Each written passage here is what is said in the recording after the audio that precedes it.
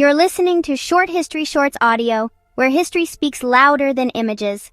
Bomilcar was among the final commanders to lead Carthaginian resistance during the apocalyptic twilight of his city. Though overshadowed in history by figures like Hannibal or Hamilcar Barca, Bomilcar's name emerges from the smoke and ruin of the Third Punic War as a symbol of doomed defiance. When Rome declared war on Carthage in 149 BC, the once great North African power was a shadow of its former glory, militarily neutered, diplomatically isolated, and encircled by the ever-tightening grip of Roman ambition. Yet within Carthage, men like Bomilcar stepped forward to rally its people for one last stand. Born into one of Carthage's noble families, likely possessing military experience and political clout, Bomilcar rose to a central leadership role after the Roman siege began.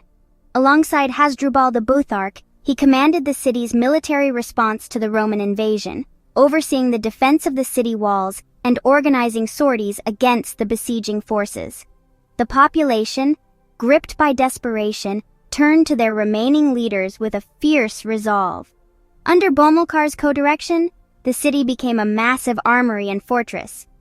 Thousands labored around the clock, women cutting hair for rope, children shaping arrows, slaves forging weapons. Bomilcar orchestrated raids against the Roman siege lines, constructed defensive countermeasures, and played a key role in prolonging the city's resistance far beyond Roman expectations. Despite Rome's overwhelming numerical superiority and naval dominance, Carthage, under his and Hasdrubal's command, held out for nearly 3 years.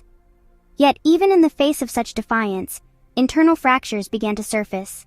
Political rivalries and shortages of food, weapons, and morale sowed division.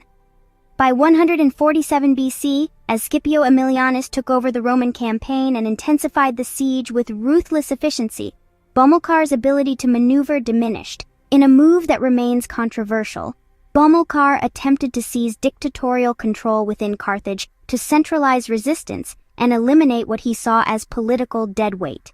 He organized a coup, seeking to oust Hasdrubal and consolidate authority. The attempt failed.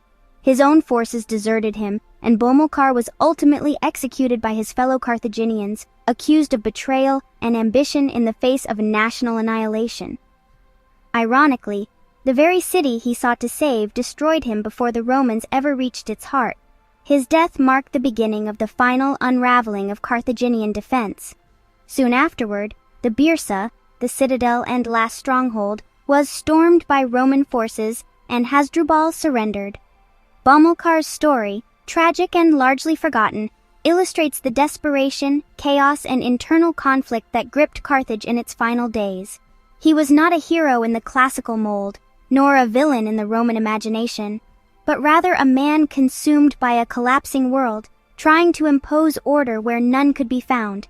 His legacy is etched in the silence that followed Carthage's fall. In the end, there were no triumphs, no monuments, no last victories, only ash, memory, and the cold judgment of history.